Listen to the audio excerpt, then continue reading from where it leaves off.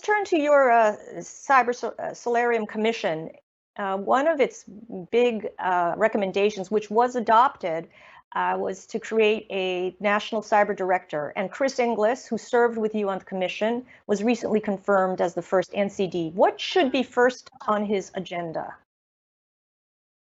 I think I hesitate to say, because Chris Inglis is a very knowledgeable and capable guy, and I'm hesitant to tell him what he should be doing. But I think one of the first things I would do would be to call a 2 or 3 day summit with all the CIOs within the federal government, all the people dealing with cyber throughout the federal government, to try to bring some coordination and cooperation across the federal all the federal agencies. That's one of the problems, and that's why we needed a national cyber director. One of my mottos in business was, I want one throat to choke. I want somebody who's responsible, where they can't say, oh no, that's somebody else, that's DHS's problem, that's not the FBI's problem or the Defense Department. That'd be meeting number one. Then the following week would be a meeting with what I call the SICI industries, the systemically important critical infrastructure, the grid, the pipeline, telecommunications, and get their top people in a room and talk about how we're going to work together.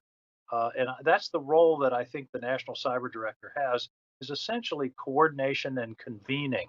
And Chris is a great. There could not have been a better person in the country, in my opinion, to be appointed to this position. And I think that's the direction he's going to move in.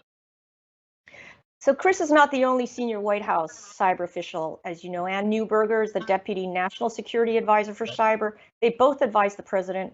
How should they avoid working at cross purposes? How will they not get in each other's lane? Well, I think one of the positive aspects of both of those appointments is that these two people know each other. They've worked together in the past. They're not rivals. There's not a professional jealousy that I know of. Ann Neuberger is immensely capable, and I see them as in complementary roles. The cyber advisor on the National Security Council is a critical role in advising the president and the National Security Advisor. By the way, one of the reasons we wanted a presidential appointed, Senate confirmed National Cyber Director is that 2 years ago there was no cyber coordinator at the National Security Council. John Bolton abolished it when he was National Security Advisor 3 or 4 years ago. Cyber is too important to be up to the whim of a particular president or National Security Council chair. And so that's one of the reasons. The third person you didn't mention is Jen Easterly, who's awaiting confirmation. Well, she's awaiting confirmation as the head of CISA, the Cybersecurity Infrastructure Security Agency at DHS. And this is the triumvirate. These are the three top people. And I don't want to sound like I'm sucking up to the administration, but these are the three best people I think could have been put in these positions. Well, you mentioned Jen Easterly. Her nomination had been held up by politics, or in this case by a senator who wanted Vice President Harris to visit the border. And now that Harris has been to the border, Senator Scott said he's, I think, lifting the hold on the nomination. Do you know when this nomination will move, and to what extent is dysfunction in Congress making the U.S. more vulnerable in cyberspace? Well, we had Chris Inglis was held up for a while. Jen Easterly's been held up, and of course we're in recess now, so she can't be confirmed.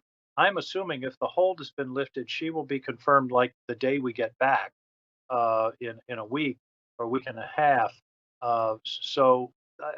It clearly was not good to be without the leadership in these two of the three key positions. But it looks like we now have National Cyber Director in place. And if you're the reporter, you just reported to me that the hold may be lifted. So I think that will happen very promptly after we get out.